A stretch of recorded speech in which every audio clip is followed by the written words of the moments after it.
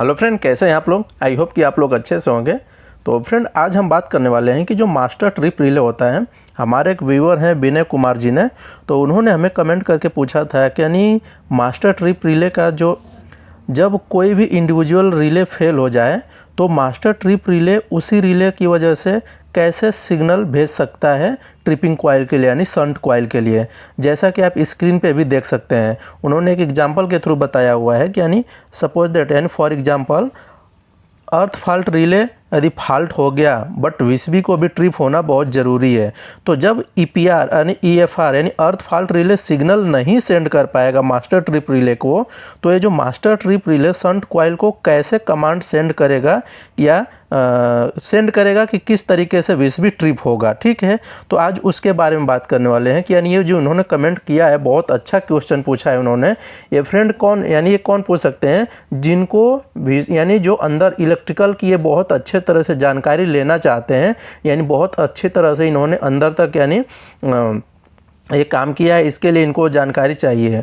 बाकी बहुत लोग क्या होते हैं, बहुत लोग सोचते हैं जो काम करने के लिए आते हैं, वर्किंग के लिए आते हैं, तो सोचते हैं बस मेरा शिफ्ट निकल जाए, बस किसी तरह मेरा शिफ्ट निकल जाए, हमको इससे क्या लेने देना। लेकिन ऐसा नहीं है, सबको सीखना चाहिए। तो मास्टर ट्रिप रिले के बारे में हम आज आपको बताने वाले हैं। उनका क्वेश्चन है कि यानी अगर अर्थ फॉल्ट रिले ट्रिप हो गया और सिग्नल मास्टर ट्रिप रिले यानी एमटीआर जिसको शॉर्टकट में बोलते हैं, मास्टर ट्रिप रिले तक नहीं पहुंचा, तो जो वीसीबी ब्रेकर ट्रिप कैसे होगा, क्या मास्टर ट्रिप रिले को सिग्नल मिलेगा कैसे। तो उनका क्वेश्चन ये है कि यानी जो अर्थ फॉल्ट रिले फेल हो गया। ठीक है, तो सबसे पहले यानी विनय कुमार जी, आपको सबसे पहले मैं बताना चाह रहा हूँ कि सबसे पहले यानी जो सबसे पहले एक कॉन्सेप्ट होता है फेल सेफ डिजाइन का, इसको जब तक आप नहीं समझेंगे तब तक आगे का कॉन्सेप्ट नहीं समझेंगे, वो भी मैं आपको पूरा एकदम क्लियर करूँगा। तो ये जो फेल सेफ कॉन्सेप्ट होता है ना, यानी फेल सेफ डिजाइन जो होता है, जिसको हम शॉर्टकट में FSD बोलते हैं, तो प्रोटेक्शन सिस्टम को ऐसे डिज़ाइन किया जाता है इसके अकॉर्डिंग। ये जो फेल सेफ डिज़ाइन होता है ना, जो प्रोटेक्शन सिस्टम को ऐसे डिज़ाइन करते हैं कि यानी जो रिले फेल भी हो जाए ना तब भी सिस्टम सेफ रहे। जो हमारा रिले है, जो अर्थ फॉल्ट रिले है, यदि ये फेल हो जाए ना तो भी हमारा सिस्टम क्या है, पूरा सेफ रहे। यानी ब्रेकर डेफिनेटली ट्रिप हो, यानी जो यदि फेल हो जाए ना, यदि ये फेल हो गया तो भी हमारा ब्रेकर यानी डेफिनेटली ट्रिप होना ही होना चाहिए। ठीक है, कोई सिग्नल रिले सिस्टम पर डिपेंड नहीं करता है। कोई सिंगल रिले पर, जो सिंगल रिले होती है, कोई यानी जो सिस्टम होता है सिंगल रिले पर डिपेंड नहीं करता है। इसे कहते हैं फेल सेफ प्रोटेक्शन फिलॉसफी। ठीक है, तो ये जो है पूरा एकदम यानी इसको फेल सेफ डिज़ाइन के अकॉर्डिंग बनाया जाता है कि यानी रिले भी फेल हो जाए तो भी हमारा सिस्टम सेफ रहे। तो आपको मैं बताना चाह रहा हूँ कि जो मास्टर ट्रिप रिले को सिग्नल कैसे पाता है, यानी कैसे मिलता है। जो मास्टर ट्रिप रिले रहता है उसको सिग्नल कैसे मिलता है। मास्टर ट्रिप रिले रहता है ना, उसके इनपुट पर एक सिग्नल नहीं जुड़ता है। यानी जो मास्टर ट्रिप रिले क्या करता है, मास्टर ट्रिप रिले जो रहता है ना, यानी मल्टीपल इनपुट लेता है लेकिन एक आउटपुट देता है। यही मास्टर ट्रिप रिले यानी कहता है कि master trip relay multiple inputs लेता है लेकिन आउटपुट में सिर्फ एक ही आउटपुट देगा जो कि ट्रिपिंग लिए इस्तेमाल किया जाता है। तो वही मैं यहाँ पे आपको लिख के बता रहा हूँ कि जो मास्टर ट्रिप रिले के इनपुट पर एक रिले नहीं जुड़ा होता है, बल्कि अर्थ फॉल्ट रिले भी जुड़ा होता है जिसका NSI कोड होता है 50N/50N, और ओवर करंट रिले भी जुड़ा होता है जिसका NSI कोड होता है 50/51, और डिफरेंशियल रिले भी जुड़ा होता है जिसका NSI कोड होता है 87, और बकोल्ज रिले भी जुड़ा होता है जो कि आप देखे रहते हैं कि मेन बॉडी और कंजर्वेटर बीच के टैंक के बीच में लगा रहता है, और WTI भी होता है, OTI भी होता है, ये भी लगा रहता है, RF रिले भी लगा रहता है, और मैकेनिकल जो मैकेनिकल ट्रिप रहते हैं, जो मैकेनिकल इंटरलॉक दिए रहते हैं, ये सब क्या होता है, ये जो मास्टर ट्रिप रिले लगा रहता है ना, उसके मल्टीपल इनपुट्स आते हैं। ये जो दिख रहा है आपको इतना, ये मल्टीपल इनपुट्स आते हैं। ठीक है, तो ये मान लीजिए काम कैसे करता है। आपका कहना में ये है कि यानी जो अर्थ फॉल्ट रिले यदि ट्रिप हो गया तो आगे कैसे काम करेगा। तो ये जब जो है ना, ये सब जो है, ये सब पैरेलल में ऑपरेट होते हैं, यानी पैरेलल में कनेक्ट रहते हैं, पैरेलल में जुड़े रहते हैं। किससे, इसको बोलते हैं OR लॉजिक यानी और लॉजिक। एक होता है एंड लॉजिक, एक होता है यानी OR यानी और लॉजिक।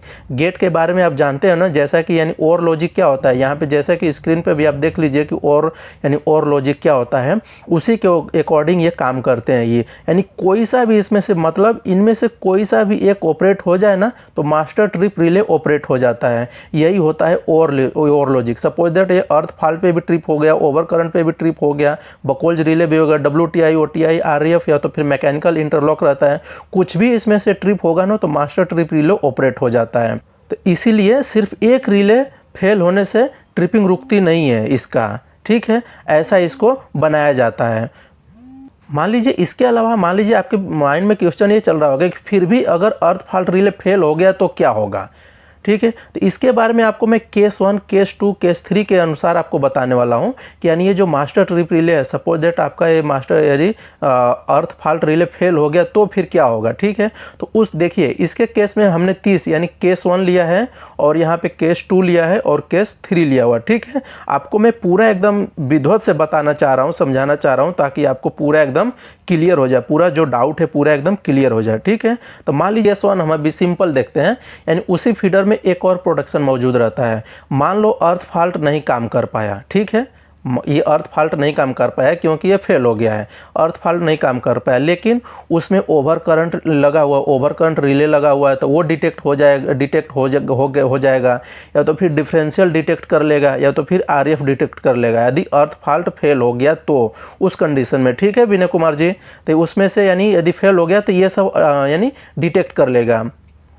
तो इनमें से कोई सा भी ऑपरेट होकर यानी उनमें से कोई सा भी ऑपरेट होकर मास्टर ट्रिप रिले को ट्रिप करा देगा। ये पहला केस को हमने देख लिया कि यानी मास्टर ट्रिप रिले हमने क्या किया, मास्टर सपोज दैट ये जो अर्थ फॉल्ट रिले फेल हो गया तो उस कंडीशन में आपको ये सब डिटेक्ट कर लेगा।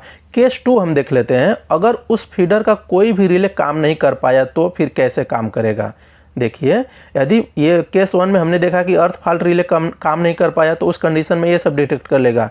मान लीजिए यदि केस 2 में हमने देख रहा है कि यानी अगर उस फीडर का कोई भी रिले काम नहीं कर पाया तो फिर कैसे प्रोटेक्शन होगा, कैसे यानी ऑपरेट होगा, जो हमारा जो ट्रिपिंग कॉइल है कैसे वो ट्रिप होगा।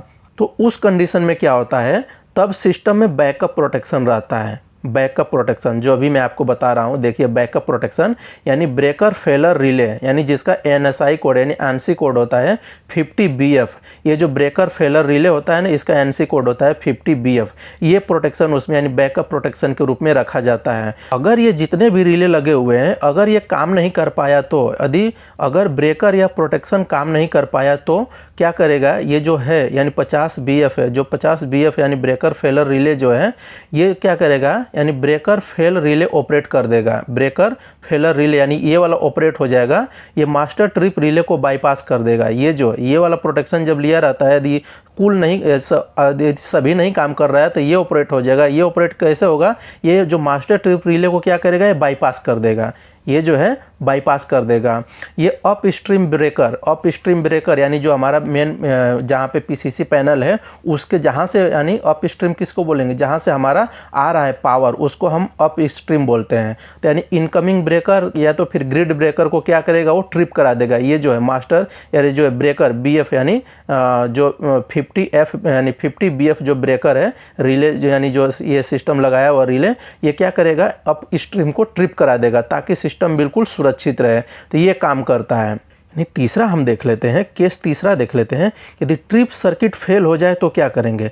मान लीजिए आपका ये भी है, ये भी सब है और वो ये भी सब है और ट्रिप सर्किट ही यदि फेल हो गई तो आप क्या करेंगे। तो इसके लिए ट्रिप सर्किट सुपरविजन रिले लगा होता है जिसको हम TCS रिले भी बोलते हैं। आप देखे होंगे डायग्राम में देखे होंगे, TCS का बहुत नाम सुने होंगे।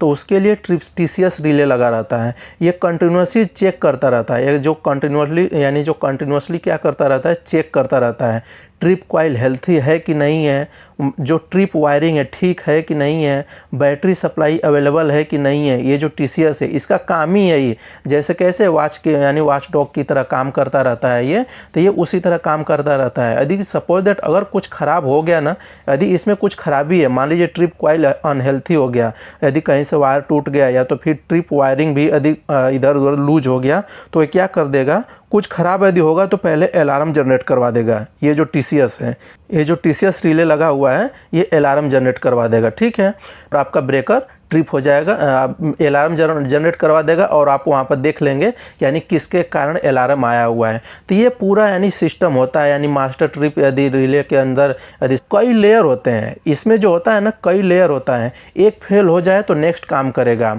तो ये अब हम बात कर लेते हैं कि यानी आपके माइंड में चल रहा होगा कि OR गेट कैसे काम करता है। यदि इसके बारे में आपको जानकारी चाहिए तो आप हमें कमेंट कीजिएगा, और लॉजिक को मैं आपको बता दूंगा कि यानी ट्रिपिंग के साथ इसका कैसा लॉजिक रहता है। तो फ्रेंड आज के लिए इतना ही। आई होप कि पूरा एकदम क्लियर आपको समझ में आ गया होगा विनय कुमार जी कि यानी ये ट्रिप सर्किट यानी सपोज दैट EFR यानी अर्थ फॉल्ट रिले यदि ट्रिप हो जाए तो मास्टर ट्रिप रिले को कैसे सिग्नल मिलता है वो भी मैं आपको पूरा कॉन्सेप्ट बता दिया और लॉजिक भी बता दिया, और केस 1, केस 2, केस 3 के अकॉर्डिंग भी आपको बता दिया। तो फ्रेंड आप आज के लिए इतना ही। मिलते हैं ऐसे इंटरेस्टिंग टॉपिक के साथ अगले वीडियो में। यदि आप हमारे चैनल को पहली बार देख रहे हैं तो हमारे चैनल को सब्सक्राइब कर दीजिए, लाइक कर दीजिए और दोस्तों के साथ शेयर कर दीजिए।